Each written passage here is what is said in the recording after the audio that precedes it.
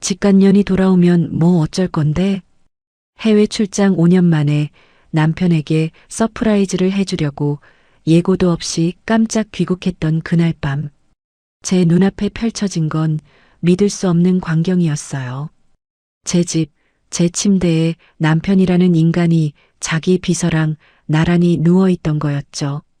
그런데 더 기가 막힌 건 뭔지 아세요? 이 인간이 저를 보고도 놀라기는커녕 오히려 비웃으면서 저런 망언을 내뱉는 거예요. 심지어 제가 5년 동안 타국에서 피땀 흘려 벌어보낸 돈으로 그 불륜녀한테 집까지 사줬더라고요. 제 돈으로 말이죠. 하지만 그 인간은 아주 큰 착각을 하고 있었어요. 저한테는 든든한 버팀목이자 그 인간이 다니는 회사의 진짜 주인인 대표이사 오빠가 있었거든요. 그 난장판을 뒤로하고 나온 그날 밤, 저는 오빠에게 전화 한 통을 걸었답니다.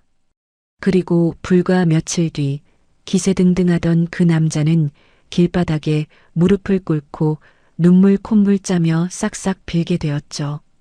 대체 그날 밤 어떤 일이 있었길래 그 오만하던 인간이 길바닥에 처참하게 구르게 되었는지 지금부터 그 이야기를 들려드릴게요. 인천공항 도착 게이트를 빠져나오는 순간 5년 만에 맞는 한국의 공기가 코끝을 스쳤습니다.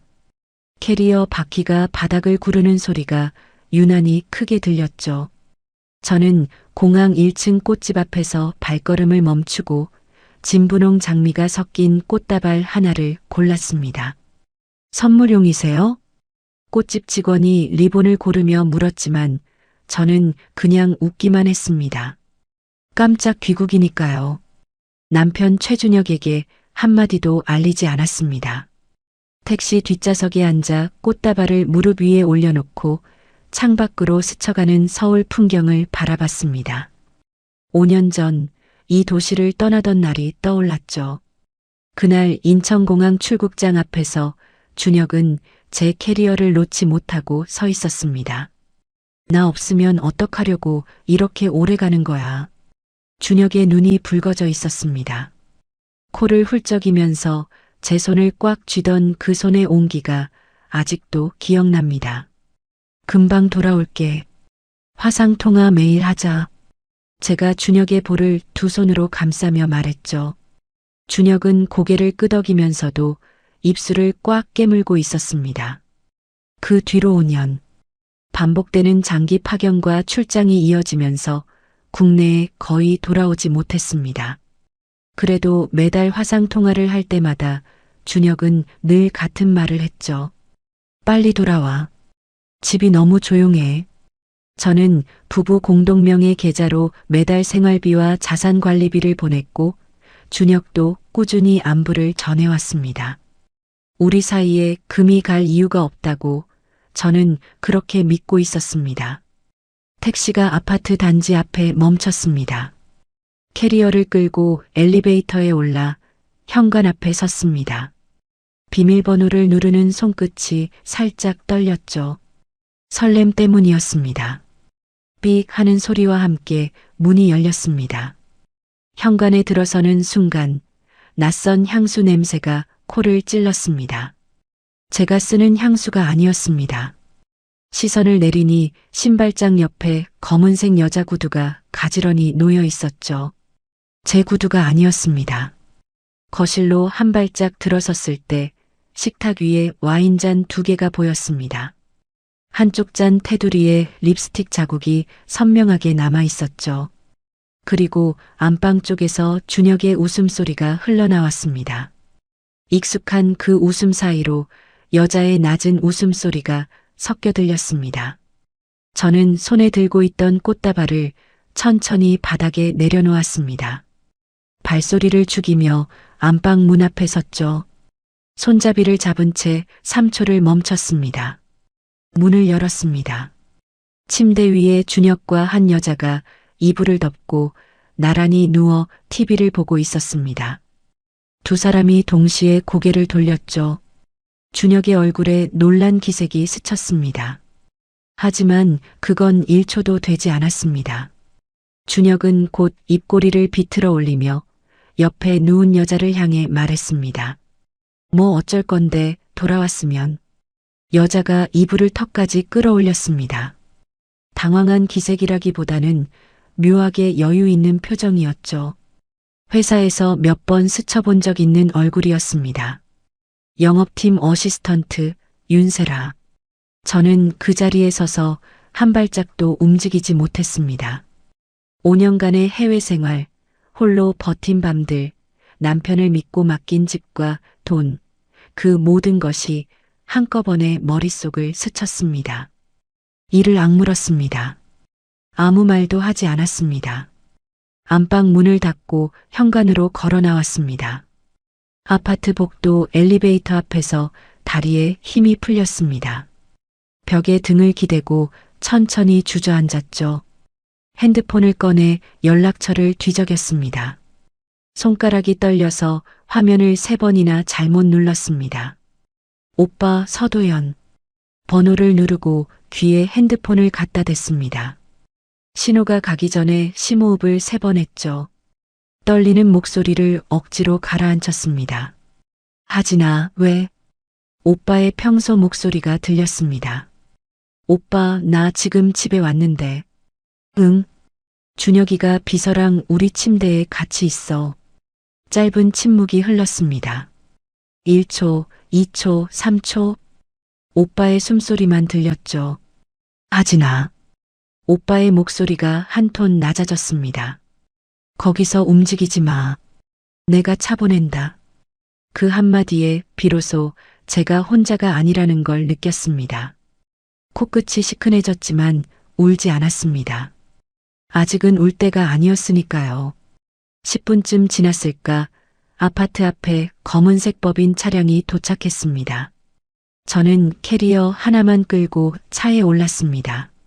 차가 출발하기 전 뒤돌아 아파트를 올려다봤죠. 안방 창문에 여전히 불빛이 켜져 있었습니다. 저는 그 불빛을 마지막으로 바라보며 다짐했습니다. 이 집에 다시는 속은 채로 돌아오지 않겠다고.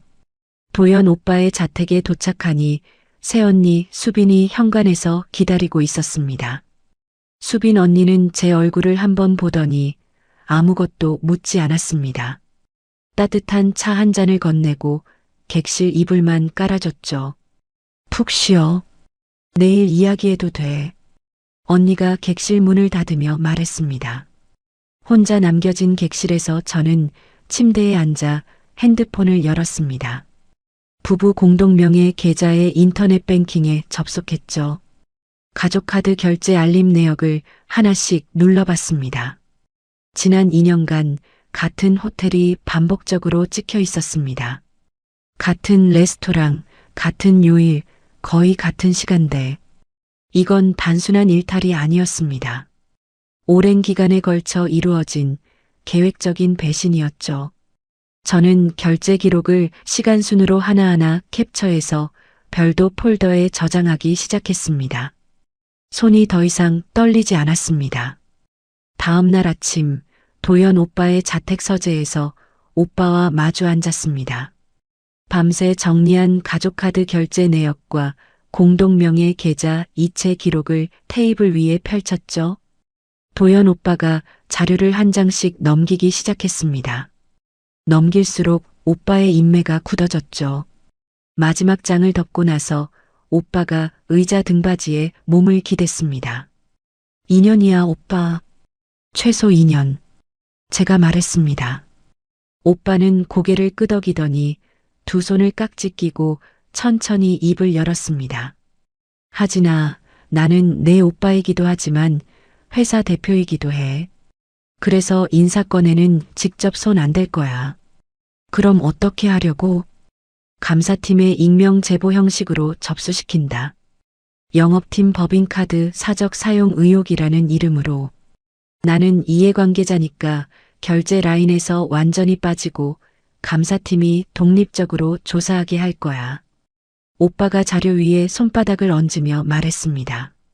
사적 보복이라는 소리를 들으면 안 돼. 정당한 절차로 가야 해. 저는 고개를 끄덕였습니다. 오빠는 언제나 그랬죠. 감정 앞에서도 틀을 먼저 잡는 사람이었습니다.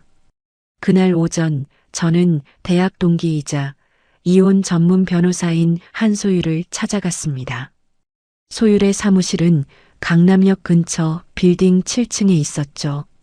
소율이 상담실 의자에서 일어나 저를 맞았습니다. 서아진, 5년 만이다. 근데 내 얼굴이 왜 그래? 앉아서 이야기할게. 저는 소율 맞은편에 앉아 어젯밤 일을 처음부터 끝까지 말했습니다. 소율은 펜을 들고 메모하다가 중간에 펜을 멈추고 저를 똑바로 봤죠. 증거 확보, 재산 분할, 위자료. 이 세 개를 동시에 준비해야 해. 소율이 펜으로 메모지를 톡톡 두드리며 말했습니다. 특히 네가 해외에 있는 동안 내 급여, 내 성과급으로 만들어진 자산이 남편 이름으로 되어 있잖아. 이게 진짜 내 돈이라는 걸 증명하는 게 핵심이야. 그거 증명 가능해? 가능하지. 송금 내역, 부동산 계약 당시 자금 출처, 네가 남편한테 관리를 맡겼다는 대화 기록. 이런 것들 다 모아야 해. 소율이 의자를 당기며 몸을 앞으로 숙였습니다. 하진아, 감정 싸움하면 져. 증거로 싸워야 이겨. 저는 고개를 끄덕이고 바로 작업에 들어갔습니다. 도연 오빠 집 객실로 돌아와 노트북을 펴고 5년간 해외에서 국내 공동계좌로 보낸 송금 내역을 하나씩 정리했죠. 부동산 매입 당시 자금 출처 증빙, 준혁에게 자산 관리를 맡기며 보낸 카카오톡 대화 기록까지 시간순으로 나열했습니다.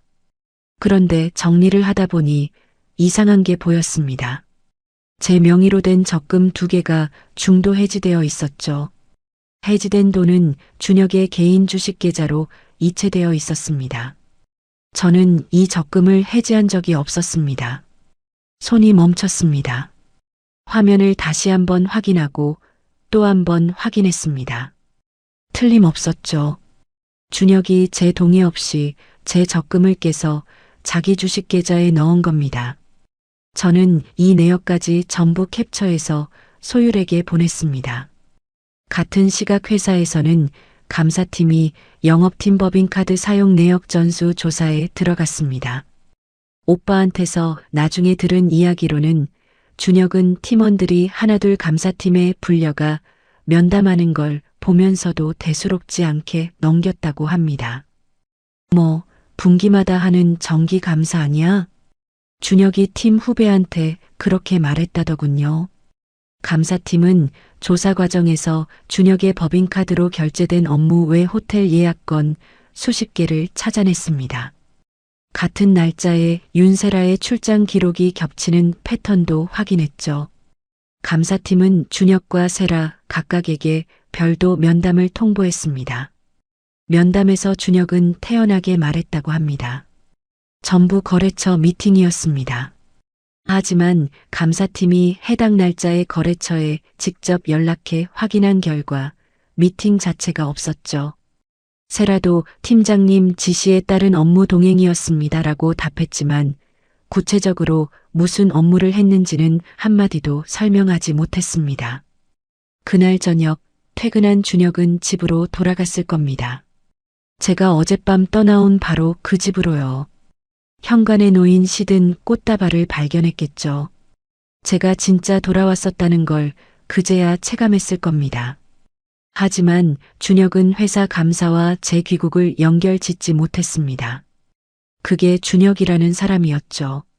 자기가 한 일의 무게를 모르는 사람. 그날 밤 저는 객실에서 소율과 통화를 했습니다.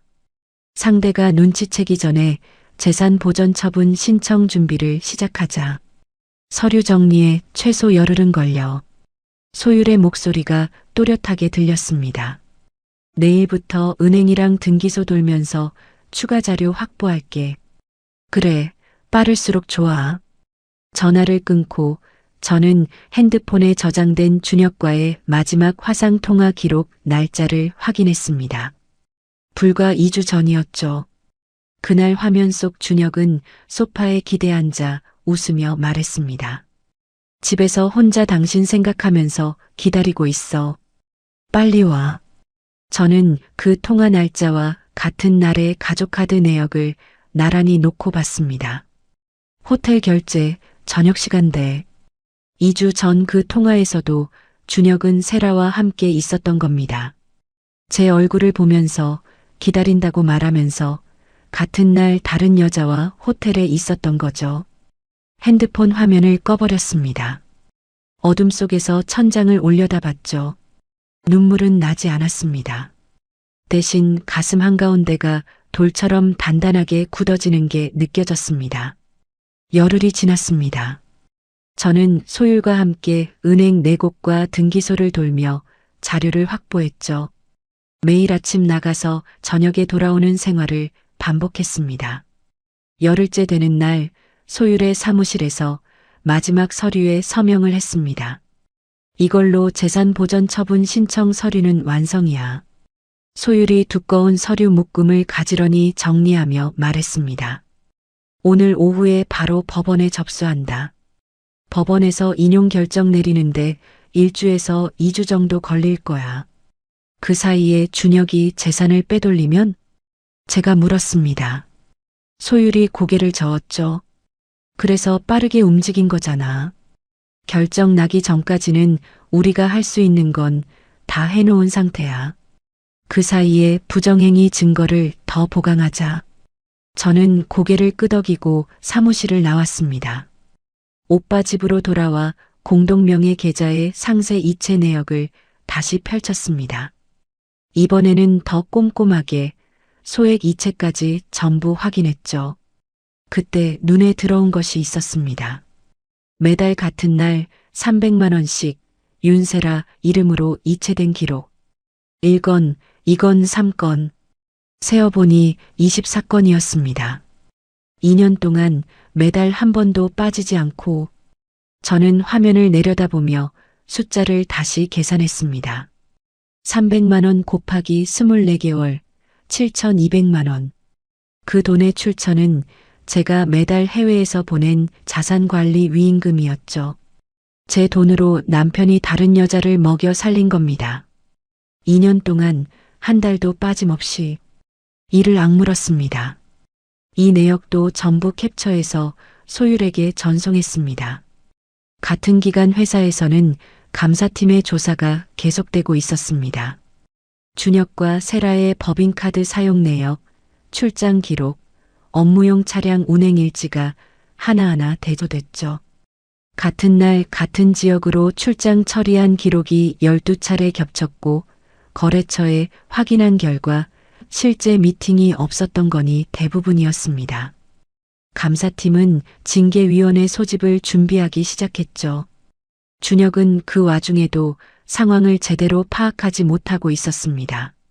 같은 팀 후배 김태호를 점심자리에서 붙잡고 물었다더군요. 야, 태호, 요즘 감사팀이 뭘 그렇게 뒤져? 뭐 잡히는 거라도 있어? 태호는 이미 팀 안에 도는 소문을 알고 있었습니다. 팀장과 어시스턴트의 관계에 대한 소문을요. 하지만 태호는 젓가락으로 밥만 뒤적이며 대답했죠. 글쎄요, 저도 잘 모르겠습니다. 분기 감사 아닐까요? 준혁은 고개를 끄덕이며 넘어갔습니다. 자기가 팀원들 사이에서 이미 고립되어 가고 있다는 걸 준혁은 전혀 몰랐죠. 소율은 부정행위 증거를 법적으로 유효하게 만들기 위해 법원에 증거보전 신청을 넣었습니다. 세라 명의 오피스텔 건물의 공용 구간 촬영 영상을 확보하기 위한 절차였죠. 일주일 뒤 법원의 결정이 내려왔습니다. 확보된 영상 기록에서 준혁이 주말마다 세라의 오피스텔에 출입한 장면이 수개월치 확인됐습니다. 얼굴이 선명하게 찍혀 있었죠. 소율이 전화로 결과를 알려줬습니다. 영상 확보했어. 수개월치 얼굴 다 나와. 이 정도면 부정행위 입증은 충분해. 고마워, 소율아. 고맙긴. 아직 끝난 거 아니야. 재산 쪽 자료도 마무리하자. 저는 이어서 5년간 해외에서 보낸 송금 영수증, 부동산 계약 당시 준혁에게 보낸 카카오톡 메시지 원문, 제 연봉 명세서를 시간순으로 정리했습니다. 메시지 중에는 이런 것도 있었죠. 이 돈으로 계약금 넣어줘. 나머지는 다음 달에 보낼게. 이런 기록들을 전부 모아 두꺼운 파일 한 권을 완성했습니다.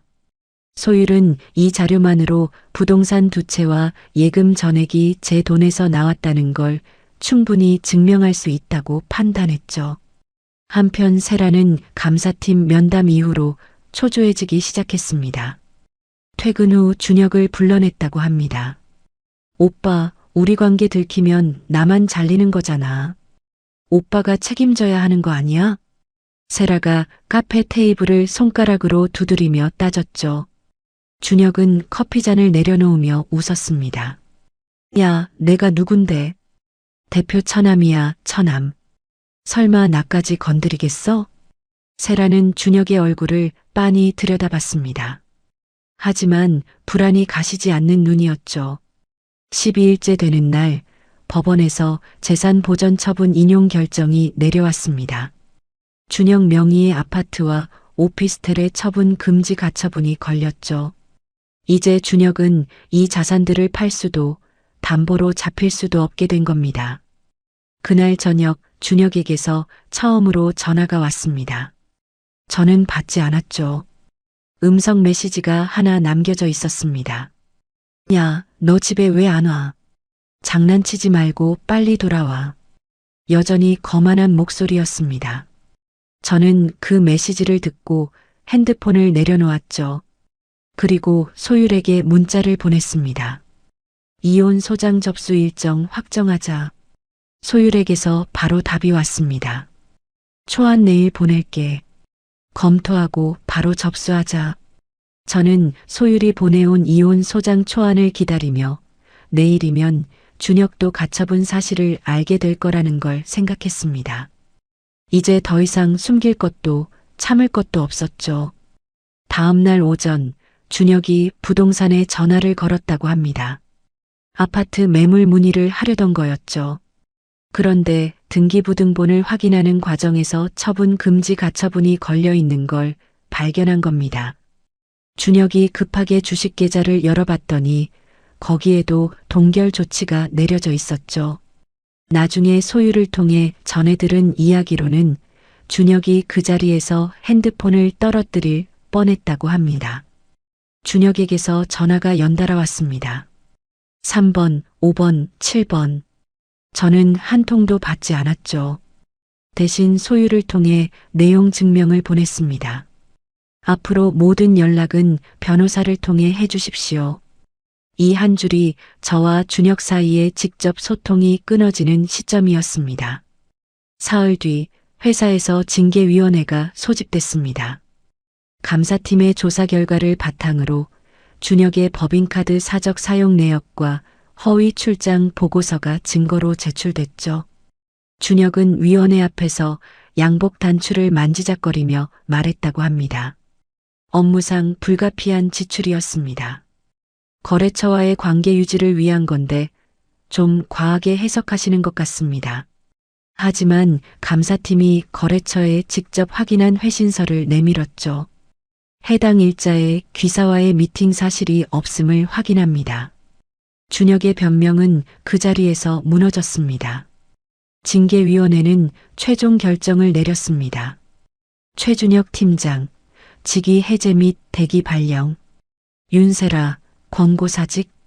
도연 오빠는 이해관계자 회피를 선언한 상태였기 때문에 최종 결재는 부사장이 대행했습니다. 결정은 사내 규정에 따른 정당한 절차로 전 직원에게 공지됐죠. 직위 해제 통보를 받은 준혁은 곧장 도연 오빠의 대표실로 찾아갔다고 합니다. 형님, 이거 다 오해입니다. 제 이야기 좀 들어보세요. 준혁이 대표실 문 앞에 서서 말했죠. 오빠는 책상에서 고개도 들지 않고 대답했습니다. 나는 이 건에서 빠져 있어. 감사팀 결과에 따른 인사위원회 결정이니까 이해 있으면 정식으로 이해 신청해. 형님, 그래도 저는 형님 매제잖아요. 이렇게까지 하실 겁니까? 준혁의 목소리가 떨렸다고 합니다. 오빠는 그제야 고개를 들어 준혁을 봤죠. 매제라서 더 선을 지키는 거야. 할 말 있으면 인사위원회에 해. 준혁은 대표실 문을 닫고 나오며 복도에서 한참 서 있었다고 합니다. 자기가 이 회사에서 누려온 모든 것이 자기 능력이 아니라 아내와 처남의 후광이었다는 현실을 그때 처음으로 마주한 거죠. 세라에게도 권고사직 통보가 갔습니다. 세라는 바로 준혁에게 전화를 걸었죠. 오빠가 대표 처남이라며 나한테 걱정 말라고 했잖아. 왜 나를 못 지켜줘?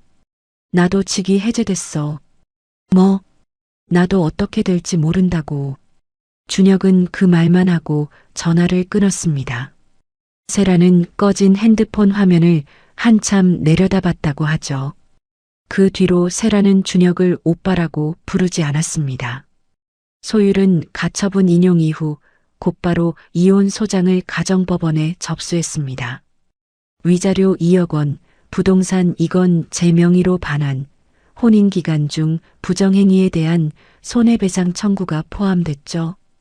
법원은 약 한 달 뒤 첫 조정 기일을 잡았습니다.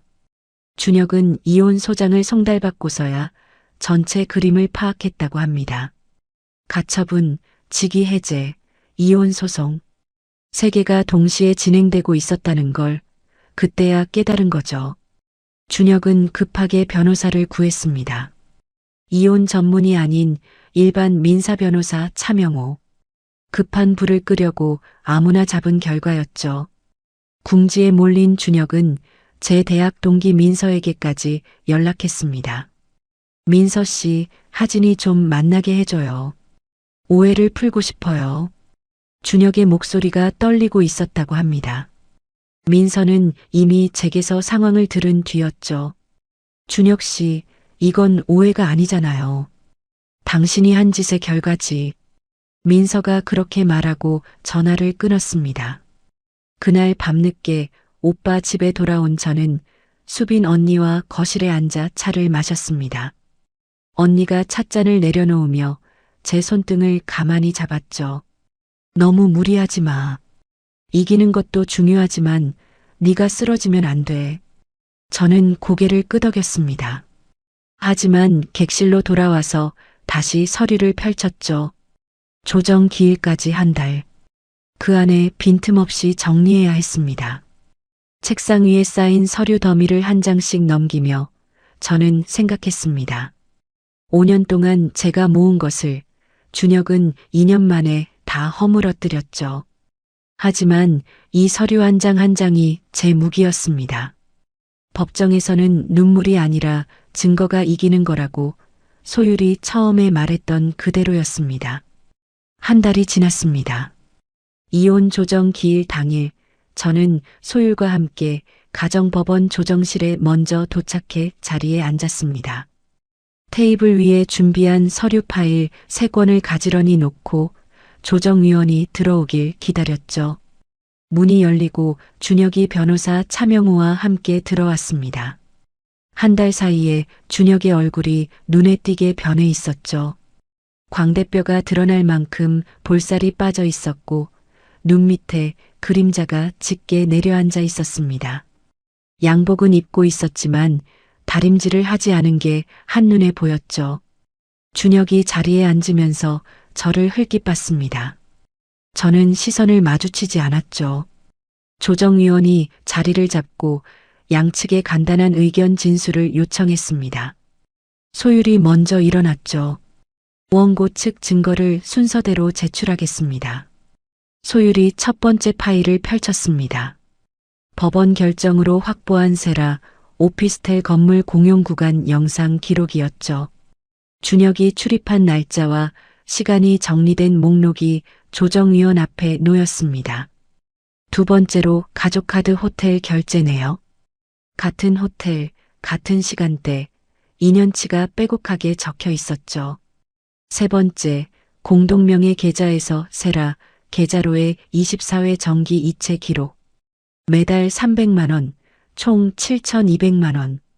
소율이 자료를 하나씩 넘길 때마다 조정실이 조용해졌습니다.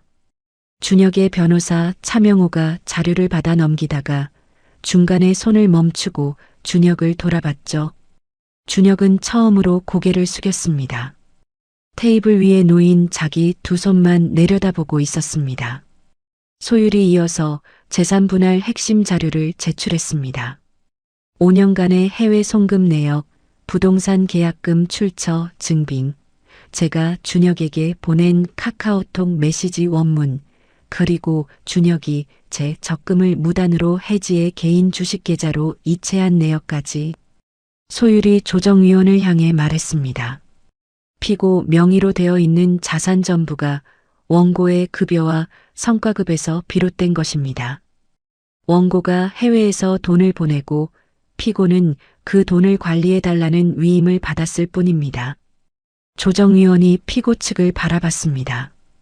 피고 측 반박 자료 있습니까? 차명호가 서류 가방을 열었다가 다시 닫았습니다. 현재 별도로 준비한 자료는 없습니다. 조정실에 다시 침묵이 내려앉았죠. 조정위원은 양측의 입장 차이가 크다고 판단했고 조정은 결렬됐습니다. 본안 재판으로 넘어가기로 결정됐죠. 조정실을 나서는 순간 준혁이 복도에서 제 앞을 가로막았습니다. 하진아, 우리 둘이 이야기 좀 하자. 준혁이 제 팔을 잡으려 손을 뻗었습니다. 소율이 즉시 제 앞으로 한 발짝 나서며 준혁의 손을 막았죠. 의뢰인과의 직접 접촉은 삼가주세요. 할 말 있으시면 변호사를 통해 하십시오. 소율의 목소리는 낮았지만 단단했습니다. 저는 아무 말 없이 돌아서서 법원 복도를 걸어 나왔죠. 그런데 법원 로비 기둥 뒤에서 이 장면을 지켜보고 있는 사람이 있었습니다. 윤세라였죠. 세라는 법원까지 따라온 겁니다.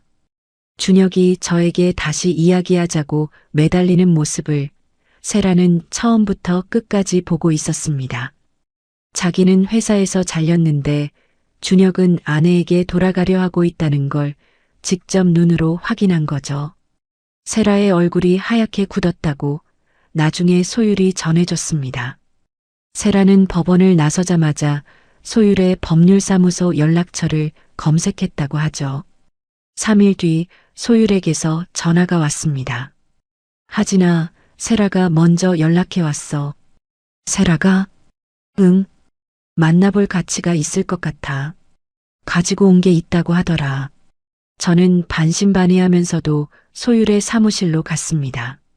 상담실 문을 열자 세라가 먼저 와서 앉아 있었죠. 권고사직 이후 한 달 만에 보는 세라는 화장기 없는 얼굴에 검은 원피스를 입고 있었습니다. 예전 회사에서 봤던 여유 있는 표정은 어디에도 없었죠. 저는 세라 맞은편에 앉았습니다. 소율이 옆자리에 함께 앉았죠. 세라가 가방에서 작은 검은색 USB 하나를 꺼내 테이블 위에 놓았습니다. 여기 안에 녹음 파일이 있어요. 세라가 USB를 손가락으로 밀며 말했습니다. 준혁이가 사모님 자산을 빼돌린 과정을 저한테 자랑하듯 말한 내용이에요. 저도 그때는 몰랐어요. 이게 나중에 이렇게 쓰일 줄은. 소율이 USB를 집어들며 물었습니다. 언제 녹음한 건데? 6개월 전쯤이요. 준혁이가 술 마시고 기분 좋을 때 자기가 얼마나 돈을 잘 굴리고 있는지 떠들었거든요. 저는 혹시 몰라서 항상 녹음해뒀어요. 세라의 목소리는 담담했지만 테이블 아래 무릎 위에 놓인 손이 꽉 쥐어져 있는 게 보였습니다. 소율이 노트북에 USB를 꽂고 파일을 재생했습니다. 스피커에서 준혁의 목소리가 흘러나왔죠. 마누라가 매달 보내는 돈으로 내 오피스텔도 사주고 주식도 하고 그녀는 해외에서 아무것도 모르고 일만 하고 있어. 완전 호구지 뭐야.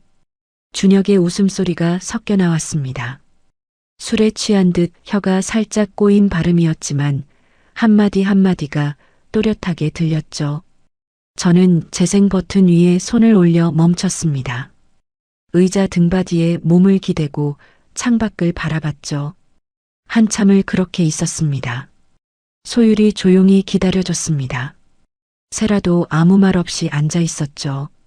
저는 시선을 돌려 소율을 봤습니다. 이거 법정 증거로 추가해. 소율이 고개를 끄덕였죠. 세라가 자리에서 일어서려다 멈추며 말했습니다. 저도 이용당한 거예요. 준혁이가 이혼하겠다고 했어요. 새 출발하자고. 저를 사모님 자리에 앉혀주겠다고 했어요. 저는 세라의 얼굴을 봤습니다. 동정은 없었습니다. 하지만 이 자료의 증거 가치는 부정할 수 없었죠.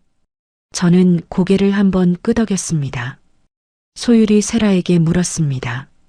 세라 씨, 향후 법정에서 증인으로 출석할 의향 있으세요? 세라가 잠시 입술을 깨물더니 대답했습니다. 네, 나갈게요. 세라가 사무실을 나간 뒤 소율이 의자를 돌려 저를 마주 봤습니다. 이 녹음 파일이면 위자료 상향 가능해. 3억까지 올릴 수 있어. 올려. 그리고 하진아, 준혁이 내 돈을 빼돌린 거 단순히 재산 분할 문제가 아니야. 형사 고소도 검토해 볼 수 있어. 맡긴 돈을 빼돌린 거니까. 소율이 펜을 들며 말했습니다. 이 소송이 점점 커지고 있어. 단순한 이혼이 아니라 재산 범죄에 대한 책임까지 묻는 방향으로 가고 있다는 거 알고 있지? 알아. 저는 짧게 대답했습니다. 소율이 고개를 끄덕이며 메모를 시작했죠. 그날 밤 객실에서 혼자 핸드폰을 열었습니다. 5년 전 해외 파견을 수락하면서 준혁에게 보낸 카카오톡 메시지를 다시 읽었죠. 당신을 믿으니까 집안 살림은 맡길게. 돈 관리 잘 부탁해. 돌아오면 우리 좋은 집에서 잘 살자. 그 밑에 준혁의 답장이 있었습니다. 걱정 마. 내가 다 알아서 할게. 빨리 돌아와. 저는 핸드폰 화면을 꺼버리고 침대에 누웠습니다. 제가 보낸 신뢰를 준혁은 배신의 도구로 썼죠. 하지만 이제 녹음 파일이라는 결정적인 증거가 제 손에 있었습니다. 법정에서의 승산은 확실해졌습니다. 눈을 감았습니다. 내일부터 본안 재판 준비에 집중해야 했죠. 이제 남은 건 법정에서 끝을 내는 것뿐이었습니다. 2주 뒤 소율이 경찰에 형사 고소장을 접수했습니다. 준혁이 제 돈을 빼돌린 혐의였죠. 고소장에는 3가지가 구체적으로 적혀 있었습니다.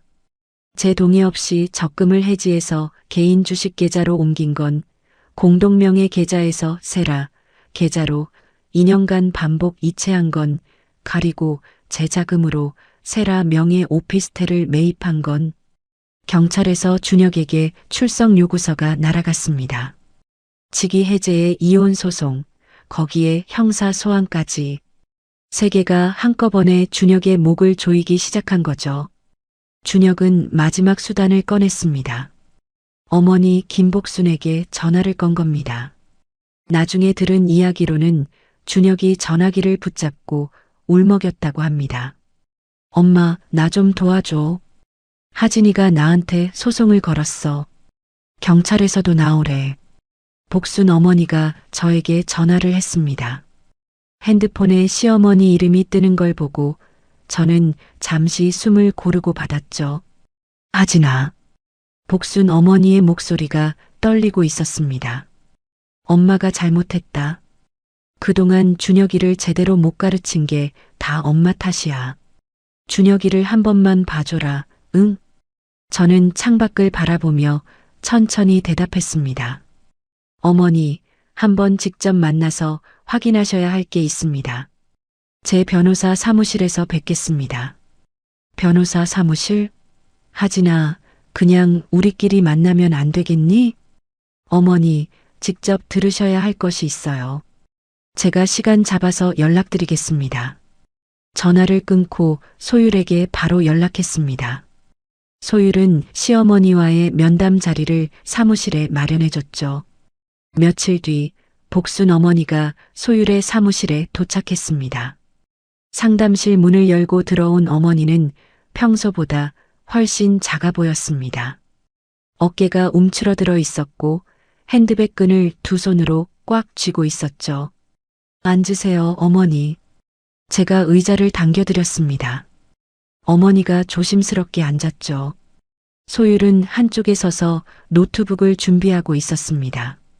하진아, 도대체 무슨 일이야? 준혁이가 전화해서 오는데 엄마는 영문을 모르겠어. 어머니가 핸드백을 무릎 위에 올리며 말했습니다. 저는 어머니의 눈을 똑바로 바라봤죠. 어머니, 직접 들어보시면 아실 겁니다. 소율이 노트북의 재생 버튼을 눌렀습니다. 스피커에서 준혁의 목소리가 흘러나왔죠.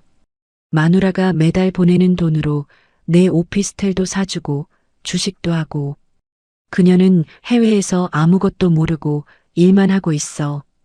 완전 호구지 뭐야. 준혁의 웃음소리가 이어졌습니다. 술에 취해 떠드는 아들의 목소리를 어머니는 두 손을 무릎 위에서 깍지 낀 채 듣고 있었습니다. 녹음이 끝났습니다. 상담실이 조용해졌죠. 어머니의 깍지 낀 손이 부들부들 떨리고 있었습니다. 한참 동안 아무 말도 하지 못하다가 어머니가 고개를 천천히 숙였습니다. 내가 아들을 잘못 키웠다. 어머니의 목소리가 갈라졌습니다. 코끝이 빨갛게 물들어 있었죠. 하진아, 미안하다. 정말 미안해. 저는 어머니를 바라보며 말했습니다. 어머니 잘못이 아닙니다. 준혁이가 선택한 겁니다. 하지만 소송은 멈출 수 없어요. 그래, 그래야지. 엄마가 뭐라고 할 처지가 아니야. 어머니가 핸드백에서 손수건을 꺼내 눈가를 눌렀습니다. 저는 더 이상 말을 보태지 않았죠. 어머니가 일어서서 사무실을 나갈 때까지 저는 자리에 앉아 있었습니다. 한편 세라는 권고사직 이후 재취업이 되지 않는 상태였습니다. 이력서를 돌려도 답이 없었고 같은 업계에 소문이 퍼진 뒤라 면접 기회조차 잡기 어려웠다고 하죠. 세라가 준혁에게 전화를 걸었습니다. 당신 때문에 내가 이렇게 됐잖아. 책임져. 세라의 목소리에 예전의 여유는 사라지고 날카로움만 남아 있었습니다. 준혁은 한숨을 내쉬며 대답했죠. 나도 어떻게 될지 모르는 판인데. 무슨 책임이야, 지금. 뭐, 당신이 나한테 뭐라고 했는데? 사모님 자리 줄 거라고 했잖아. 이혼하고 새 출발하자고 했잖아. 그건 그때 그 상황이. 준혁이 말끝을 흐렸습니다. 세라는 전화기를 귀에서 떼고 한참을 화면을 노려보다가 통화를 끊어버렸습니다. 경찰 조사 날이 왔습니다. 준혁은 수사관 앞에 앉아 처음에는 이렇게 말했다고 합니다. 아내가 자발적으로 맡긴 돈을 제가 재량껏 관리한 겁니다. 아내가 알아서 하라고 했으니까요. 수사관이 서류를 한 장 꺼냈습니다. 제가 준혁에게 보낸 카카오톡 메시지 원문이었죠. 부동산 관리하고 생활비 쓰는 데만 써줘. 나머지는 적금 그대로 놔둬. 수사관이 그 메시지를 가리키며 물었습니다. 여기 위임 범위가 명시되어 있는데요. 부동산 관리와 생활비 집행, 이 두 가지죠. 그런데 적금을 해지해서 주식 계좌로 옮기고 다른 사람 이름으로 오피스텔을 사고 매달 300만 원씩 이체한 건 이 범위에 해당합니까? 준혁이 입술을 달싹거렸지만 말이 나오지 않았다고 합니다.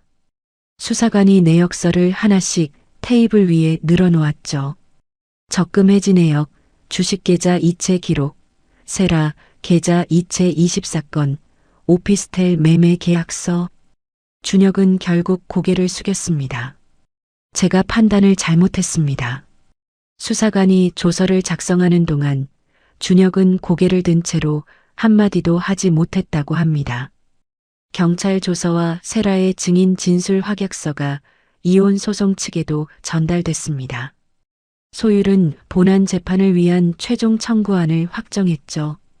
위자료 3억 원, 부동산 이건 전량 반환, 준혁의 재산 형성 기여도 없음.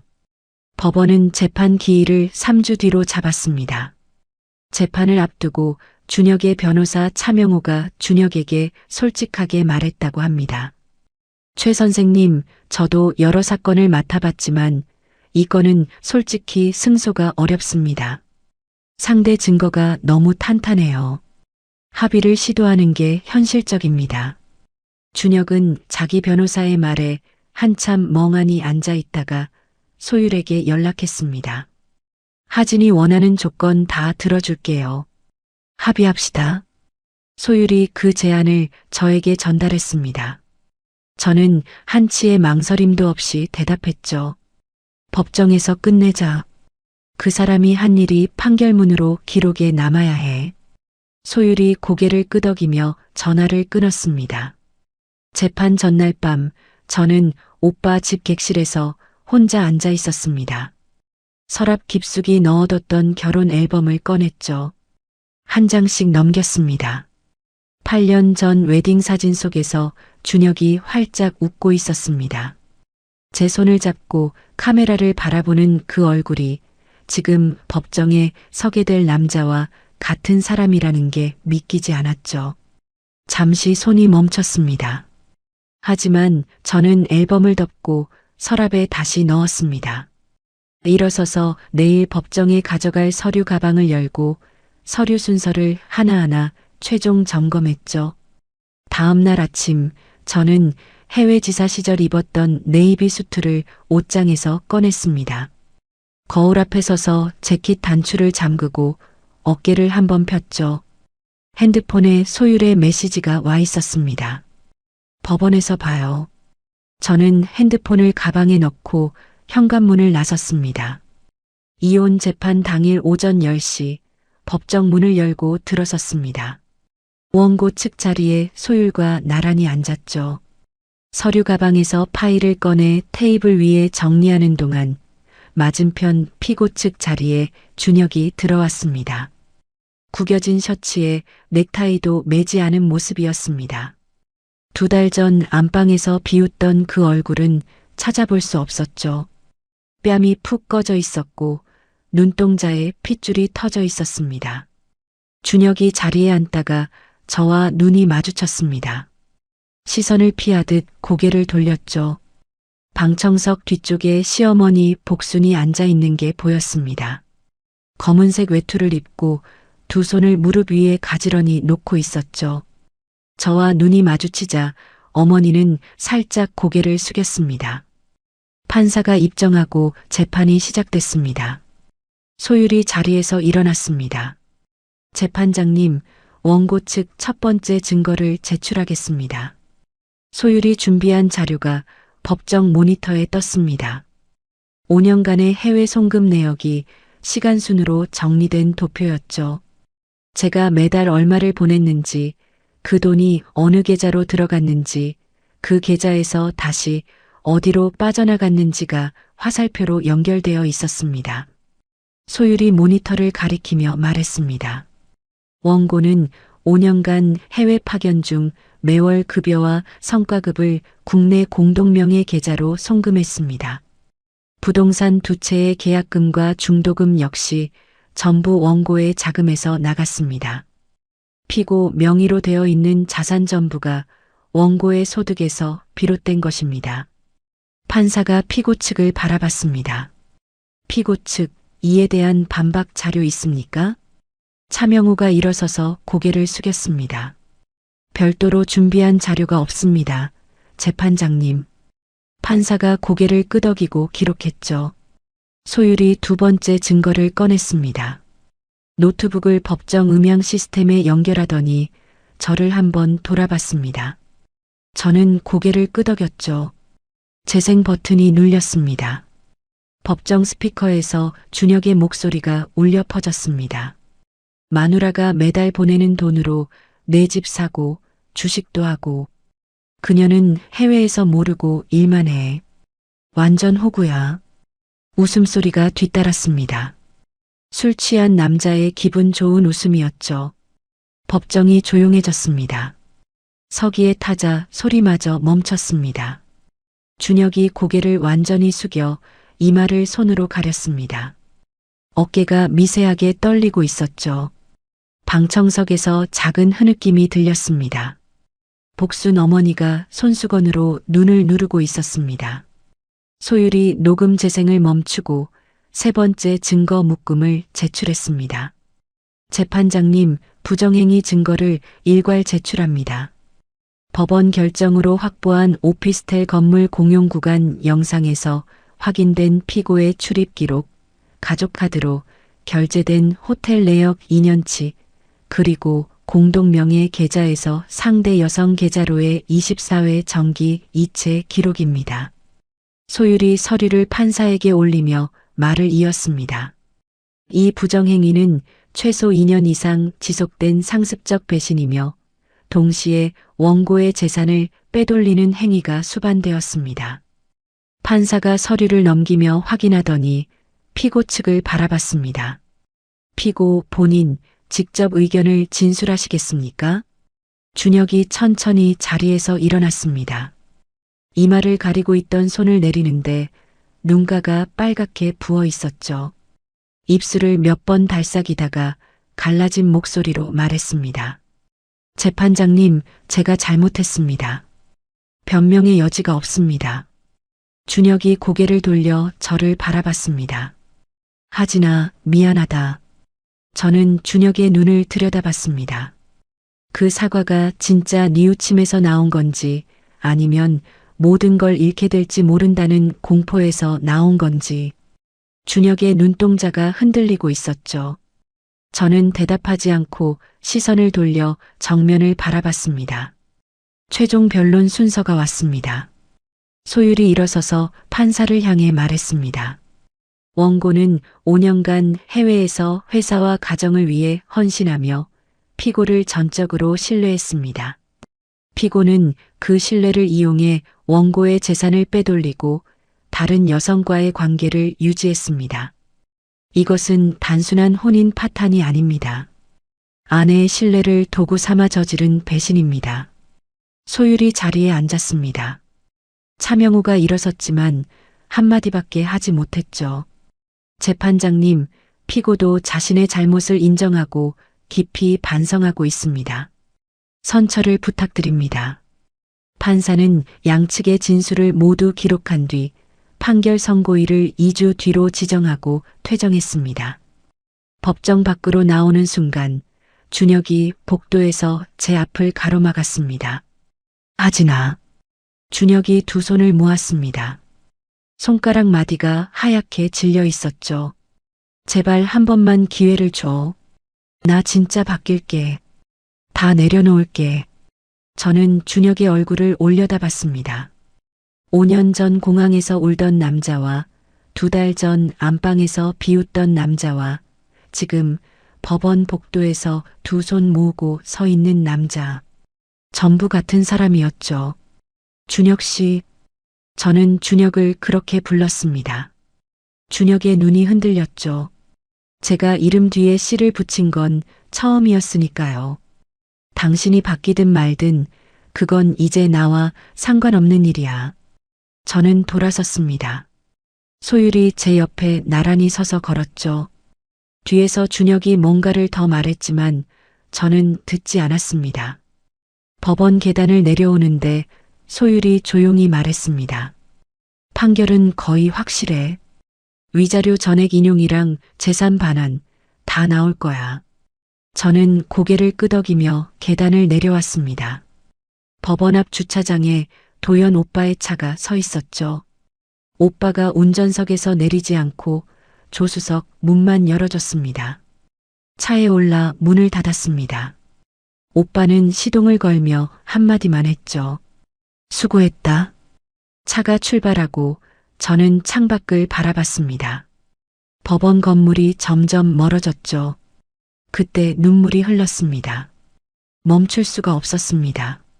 배신이 슬퍼서가 아니었죠. 오랫동안 꽉 쥐고 있던 것을 드디어 놓은 것 같았습니다. 몇 달 동안 이를 악물고 증거를 모으고 감정을 눌러 담고 법정에서 준혁의 얼굴을 마주보며 버틴 시간. 그게 한꺼번에 풀리면서 나오는 눈물이었습니다. 도연 오빠는 아무 말하지 않았습니다. 핸들을 잡고 앞만 보며 운전했죠. 제가 울 시간을 그대로 지켜줬습니다. 그날 저녁 오빠 집에서 수빈 언니가 차려준 저녁을 먹었습니다. 된장찌개에 계란말이, 시금치나물. 별것 아닌 밥상이었지만 따뜻했죠. 숟가락을 내려놓으며 저는 조용히 말했습니다. 오빠 언니, 판결 나면 이제 내 집으로 돌아가야겠다. 오빠가 고개를 끄덕였습니다. 수빈 언니도 미소를 지으며 고개를 끄덕였죠. 저는 빈 그릇을 바라보며 판결 이후의 삶을 처음으로 구체적으로 생각했습니다. 이제 곧 끝이 나겠죠. 이 긴 싸움이. 2주 뒤 판결 선고일이 왔습니다. 저는 소율과 함께 같은 법정, 같은 자리에 앉았죠. 준혁은 맞은편에 차명우와 나란히 앉아 있었습니다. 정장을 입고 있었지만 넥타이 매듭이 비뚤어져 있었고 손톱을 물어뜯은 자국이 여기저기 보였습니다. 판사가 입정했습니다. 법정이 조용해졌죠. 판사가 판결문을 읽기 시작했습니다. 피고 최준혁을 유책 배우자로 인정한다. 준혁의 어깨가 움찔했습니다. 위자료 3억 원을 원고에게 지급할 것을 명한다. 피고 명의 아파트 및 오피스텔은 원고 서아진 명의로 반환할 것을 명한다. 기타 금융 자산 전액을 원고에게 반환할 것을 명한다. 판사가 판결문을 덮었습니다. 법정 안에 준혁의 숨소리만 들렸죠. 서기가 판결문 사본을 양측에 전달했습니다. 준혁은 판결문을 받아들고도 한참 동안 자리에서 일어나지 못했습니다. 두 손으로 종이를 쥔 채 고개를 숙이고 가만히 앉아 있었죠. 저는 소율과 함께 법정을 나왔습니다. 복도에서 소율이 저를 돌아보며 말했죠. 끝났어, 하진아. 응, 끝났다. 저는 짧게 대답하고 법원 계단을 내려왔습니다. 발걸음이 가벼웠습니다. 몇 달 만에 처음으로 허리를 곧게 펴고 걷는 기분이었죠. 법원 밖에서 소율이 덧붙였습니다. 세라 명의 오피스텔은 별도로 반환 청구 소송 진행할 거야. 그리고 형사건은 검찰로 넘어간 상태인데 결과 나오려면 몇 달 더 걸릴 거야. 알았어. 고마워, 소율아. 진짜 고마워. 소율이 제 어깨를 가볍게 잡았습니다. 고생했어, 너. 판결 후 일주일 회사에서 준혁의 징계 해고가 최종 확정됐습니다. 퇴직금만 수령한 채 회사를 떠나게 됐죠. 대표 처남이라는 이름 하나로 팀장 자리까지 올라갔던 남자가 경력 단절에 형사 수사까지 받는 처지가 된 겁니다.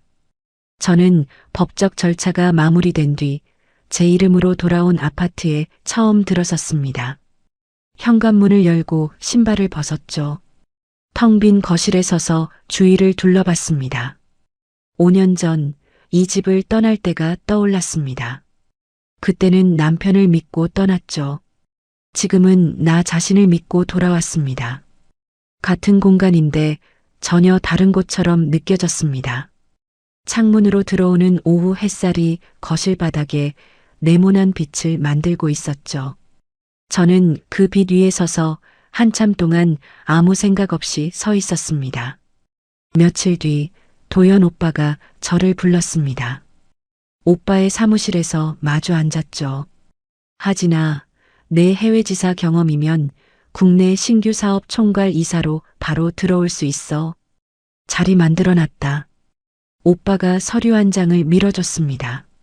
직책과 조건이 적혀 있었죠. 나쁘지 않은 제안이었습니다. 아니, 좋은 제안이었죠. 하지만 저는 서류를 내려다보며 며칠을 고민했습니다. 이 회사는 오빠의 회사였죠. 저는 5년 전에도 오빠의 회사에서 일했고 앞으로도 오빠의 회사에서 일하게 되는 겁니다. 며칠 뒤 오빠를 다시 찾아갔습니다. 오빠, 나 이 자리 안 할래. 오빠가 커피잔을 내려놓으며 저를 봤습니다. 오빠 회사가 아니라 내 이름으로 시작하고 싶어? 독립해서 법인 하나 차릴 거야. 오빠는 잠시 저를 바라보다가 입꼬리를 살짝 올렸습니다. 네가 그럴 줄 알았다. 뭐야, 알고 있었으면서 왜 제안한 거야? 혹시나 해서. 그래도 한 번은 물어봐야 할 거 아니야. 오빠가 웃으며 커피잔을 다시 들었습니다. 저도 따라서 웃었죠. 오래간만에 짓는 웃음이었습니다. 그로부터 보름쯤 지난 어느 오후였습니다. 비가 내리고 있었죠. 부동산 명의 이전 서류를 처리하고 건물 밖으로 나오는 길이었습니다. 가방에서 우산을 꺼내려는데 눈앞에 누군가가 서 있었습니다. 준혁이었습니다. 머리가 비에 젖어 이마에 달라붙어 있었고 얇은 점퍼 어깨가 축축하게 젖어 있었죠. 얼굴이 더 야위어 있었습니다. 광대뼈가 튀어나오고 눈 밑에 그림자가 짙었습니다. 아진아. 준혁이 떨리는 목소리로 불렀습니다. 저는 발걸음을 멈추고 준혁을 바라봤죠. 나갈 데가 없어. 준혁의 목소리가 갈라졌습니다. 한 번만 도와줘. 준혁이 그 자리에서 무릎을 꿇었습니다.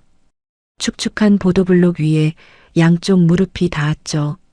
두 손을 비비며 고개를 숙였습니다. 제발 하지나. 나 진짜 잘못했어. 다 잘못했어. 지나가던 사람들이 걸음을 멈추고 쳐다봤습니다. 우산을 쓴 아주머니 한 분이 멈춰서 힐끗거렸고 양복 입은 남자가 뒤돌아보며 고개를 갸웃했죠. 저는 비를 맞으며 무릎 꿇은 준혁을 내려다봤습니다. 5년 전 공항에서 울며 배웅하던 사람, 2달 전 안방에서 비웃던 사람, 법정에서 고개 숙이던 사람, 그리고 지금 길바닥에서 두 손 비비는 이 사람, 전부 같은 사람이었습니다. 준혁 씨, 제가 입을 열었죠. 준혁이 고개를 들어 저를 올려다봤습니다.